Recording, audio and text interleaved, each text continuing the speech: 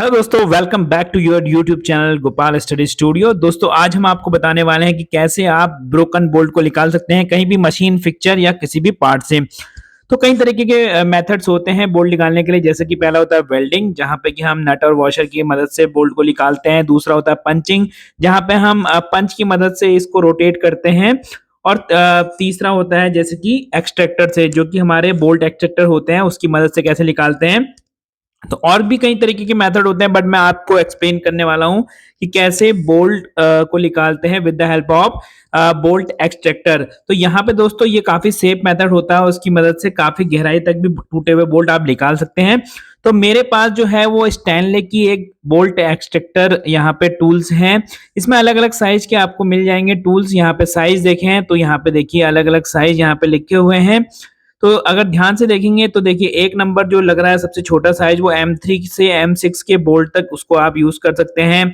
वहीं ऊपर आपको इंच में साइजेस दिए हुए हैं, जहाँ पे इंच के बोल्ट हैं तो वो आप इंच वाले में यूज कर सकते हैं। नॉर्मली इंडिया में तो MM में ही साइज रहता है, जैसे कि M3, M6, M8। तो डिफरेंट डिफरेंट जो इसमें 5 अलग अलग टाइप के दिए हुए हैं अलग अलग साइजेस में, उसको आप उस रेंज के बोल्ट में यूज कर सकते हैं। तो यहाँ पे आप देख सकते हैं इस बॉक्स के अंदर अलग अलग 5 टाइप के बोल्ट एक्सट्रैक्टर दिए हुए हैं। मतलब साइज के अकॉर्डिंग ये डिफरेंट है, बाकी तो सेम ही इसका प्रिंसिपल होता है।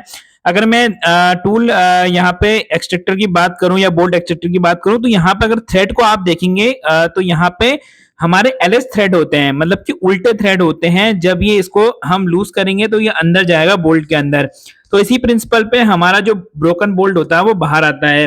अगर आप यहाँ पे देखेंगे steps for removing bolt broken, तो यहाँ पे ए में जो बोल्ट टूटा हुआ है उसके बाद हमें क्या करना होता है, बोल्ट पे करना होता है सेंटर पे ड्रिलिंग।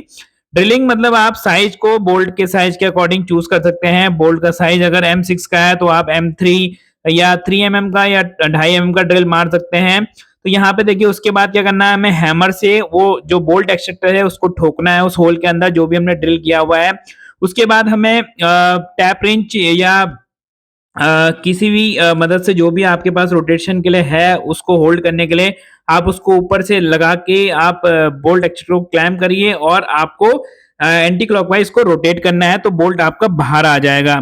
तो यहाँ पे आप दिखाते हैं कि किस तरीके से, जैसे मेरे पास एक पुली है और पुली में एक बोल्ट टूटा हुआ है।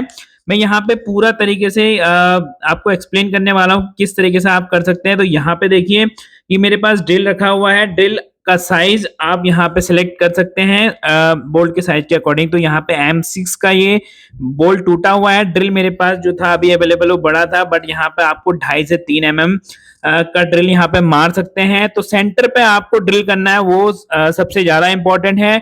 ड्रिल करने के बाद आपको हैमरिंग करके जिस साइज का टूल एक्सट्रैक्टर ये बोल्ट एक्सट्रैक्टर आपके पास जिस साइज के लिए अवेलेबल है, वो आप, जैसे M6 में हमारा पहले नंबर का साइज था तो वो वहां पे ठोक के, उसके बाद ये देखिए मेरे पास एक टैप रिंच है। तो टैप रिंच में मैंने उसको होल्ड कर लेना है, वो ठुकी हुई कंडीशन में। जैसे कि हमने इस एक्सट्रैक्टर को यहाँ पे बोल्ट के ऊपर ठोक के आप इस टैप रिंच को इस तरीके से लगा सकते हैं। टैप रिंच पे लगाने के बाद ये होल्ड हो जाएगा। होल्ड करने के बाद आप इसको एंटी क्लॉकवाइज, जिस डायरेक्शन में हमारा बोल्ट खुलता है उस डायरेक्शन में आप इसको घुमाइए। तो एंटी क्लॉकवाइज घुमाने पे क्या होगा, ये एक टाइम बाद ग्रिप कर लेगा अंदर बोल्ट एक्सट्रैक्टर और अपने साथ बोल्ट को बाहर ले आएगा। तो यही एक मेथड है, ये सबसे सेफेस्ट मेथड है। यहाँ पे सबसे इंपॉर्टेंट ये है कि आपका ड्रिल का साइज आप सही तरीके से सिलेक्ट कीजिए और ड्रिल जो है बिल्कुल सेंटर पे होना चाहिए बोल्टिंग के। तो वहां पे आप पंच की मदद से आप पहले सेंटर पे मार्क कर लीजिए। आशा करता हूं दोस्तों ये वीडियो आपको अच्छा लगा होगा, और इस वीडियो को देखने के बाद आप जो भी बोल्ट ब्रेकेज हैं आपकी शॉप में या आपके मशीन पे, उनको आप इस टूल की मदद से आसानी से निकाल सकते हैं और इसकी मदद से आप मशीन या इक्विपमेंट का MTTR को भी रिड्यूस कर सकते हैं।